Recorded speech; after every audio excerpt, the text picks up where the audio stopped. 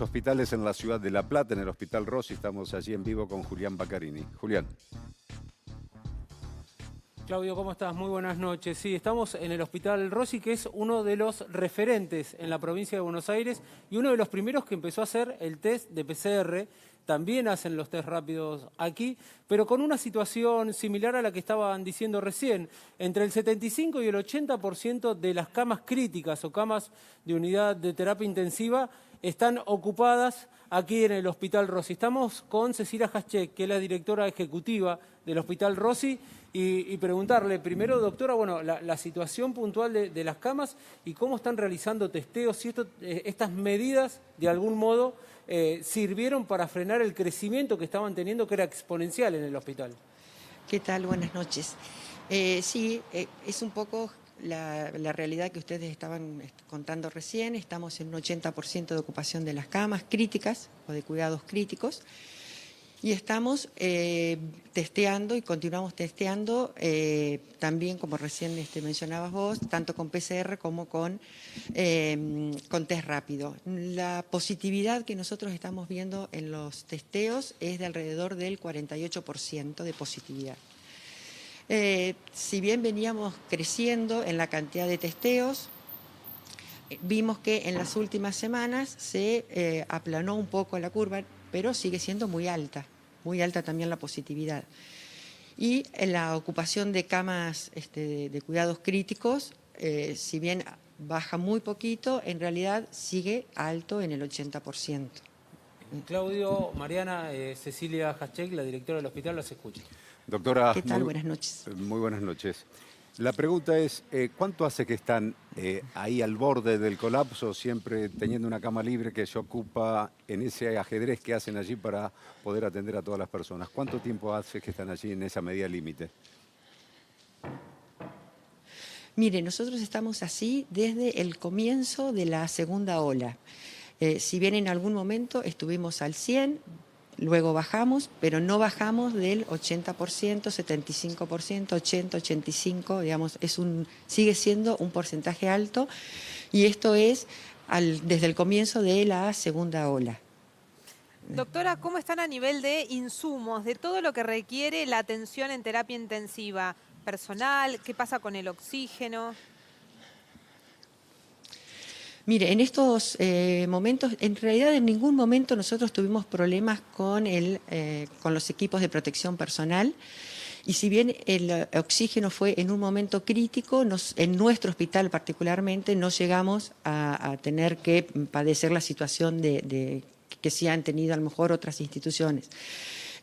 Nosotros aumentamos la capacidad, digamos, se aumentó la capacidad de camas el año pasado, y este año, en plena segunda ola, también se aumentó la capacidad de camas críticas. Y aún así, en ningún momento tuvimos que lamentar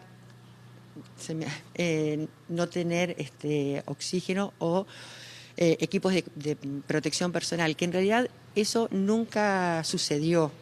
Esto sí desde el año pasado, cuando desde la gobernación se decidió traer insumos, bueno, en su momento fueron de China, y la verdad es que en ese punto nunca tuvimos digamos, nunca dejamos de tener el equipo de protección personal. Sí, por supuesto, se incorporó mucho recurso humano porque no era suficiente, y a pesar de eso nunca, digamos, a pesar no, más bien aumentando aún así toda la capacidad y aumentando la cantidad del recurso humano, nunca nos faltó equipos de protección personal. Sí, por supuesto, está cansado, o sea, estamos cansados, el sistema de salud, las personas que trabajan en el sistema de salud están cansados. ¿Están al 100% con el personal Sí. de salud trabajando o no?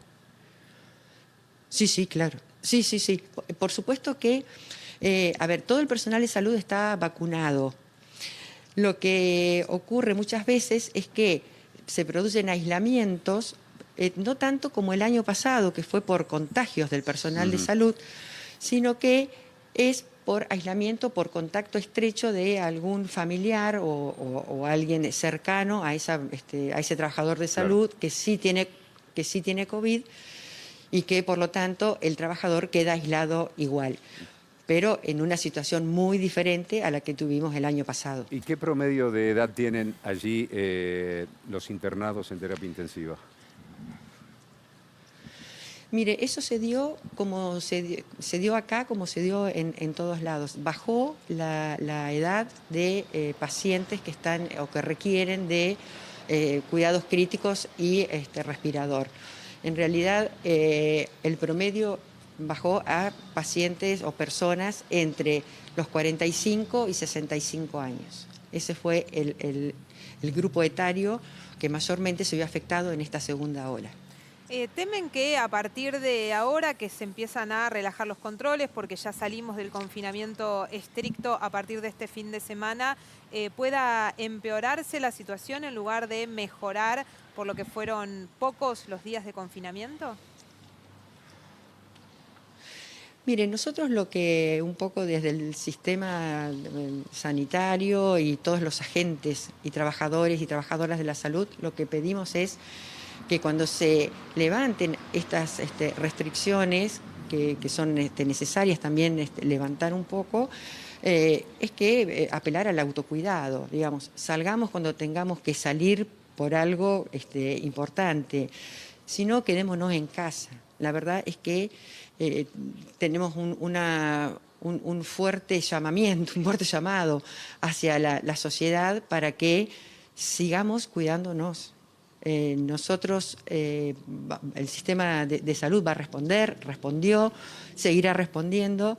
Ahora, lo que no podemos es seguir escalando, porque sí vamos a llegar en algún momento, si esto no lo frenamos un poco, vamos a llegar al colapso sanitario.